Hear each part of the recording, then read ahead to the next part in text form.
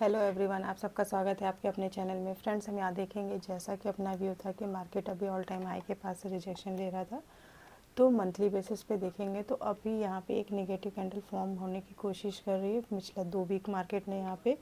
Closing मिल चुकी है हमें, जिसमें से अगर हम वीकली बेसिस पे देखेंगे जो यहाँ पे गैप था डेली टाइम फ्रेम के अकॉर्डिंग और मंथली के अकॉर्डिंग भी यहाँ पे एक सपोर्ट लेवल था जहाँ से मार्केट ने सपोर्ट लिया है। अगर अब अभी हम इसको वीकली बेसिस पे देखते हैं तो वीकली बेसिस पे देखेंगे पिछले 2 वीक से मार्केट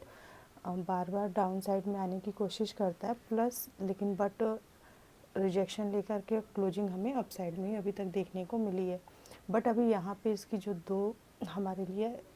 स्ट्रॉन्ग रेजिस्टेंस कह सकते हैं देखने को मिलेगा, वो पहला हमें मिलेगा 26,170 से लेकर 80 के आसपास। नेक्स्ट हमें जो देखने को मिलेगा वो 300 एंड से लेकर 330 50 के बीच में देखने को मिलेगा, और ऑल टाइम हाई तो अपने आप में रेजिस्टेंस है ही। अभी यहाँ पे देखेंगे तो जो मार्केट बार बार रिजेक्शन ले रहा है, अभी जो प्रीवियस वीक में मार्केट ने रिजेक्शन लिया, यहाँ पे गैप भी है प्लस यहाँ पे जो चैनल मार्केट जिस चैनल को रिस्पेक्ट कर रहा था, जैसा कि अपना व्यू था कि मार्केट अगर इसे रिस्पेक्ट कर रहा है तो हमें भी रिस्पेक्ट देनी होगी, तो मार्केट ने अभी इसे रिस्पेक्ट दिया है और अप साइड में रिवर्स मतलब क्लोजिंग हमें जो मिली है वो डेलो के पास ना मिल कर के वीकली में वो अप साइड में मिली है। और मार्केट में जो अभी हमें क्लोजिंग देखने को मिली है वो 26,046 की मिली है प्रीवियस वीक में।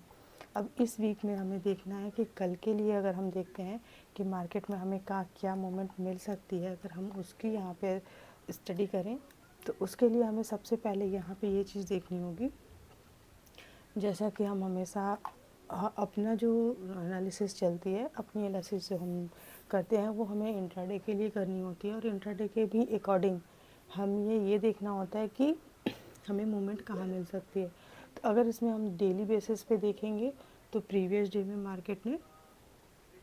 फ्राइडे को जो हमें क्लोजिंग मिली है 148 पॉइंट प्रीवियस डे से अपसाइड में क्लोजिंग देखने को मिली है।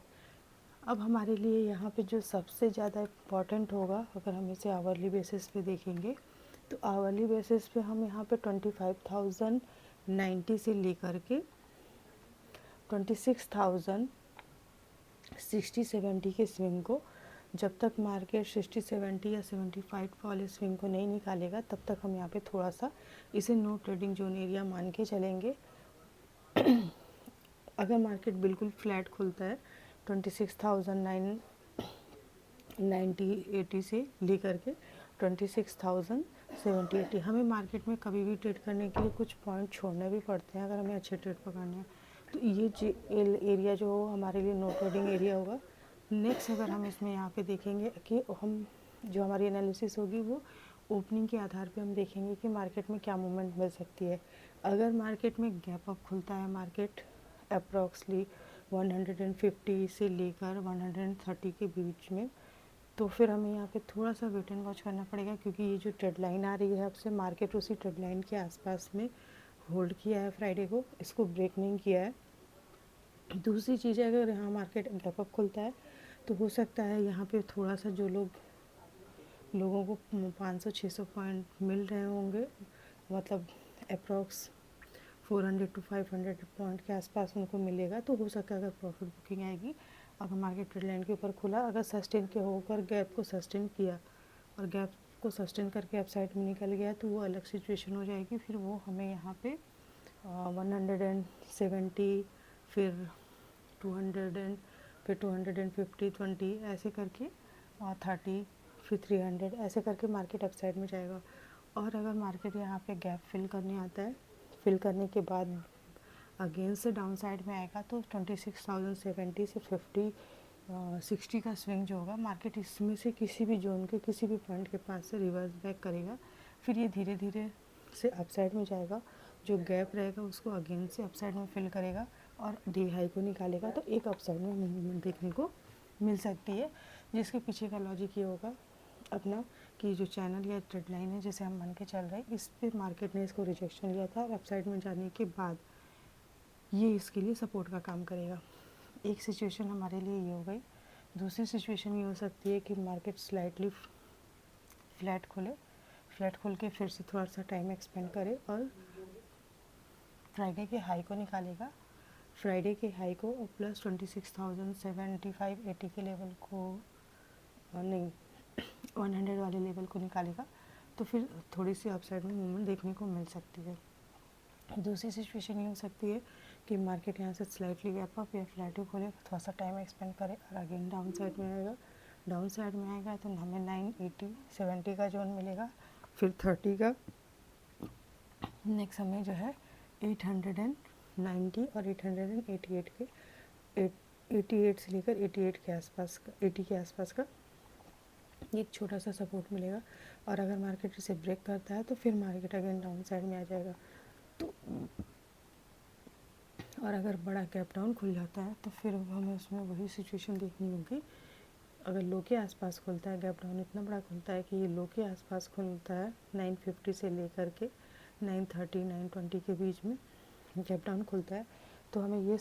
छोटा सा सपोर्ट है, देखना पड़ेगा कि मार्केट इस पे सपोर्ट लेता है या इस सपोर्ट को ब्रेक करेगा, तो फिर डाउन मूवमेंट देखने को मिलेगी। बट अभी जो है मार्केट में नेगेटिव टू साइडवेज का ही जोन चल रहा है और फ़िलहाल ये दो सिचुएशन हो गई है। तीसरी सिचुएशन यहाँ पे हमें जो देखने को मिल सकती है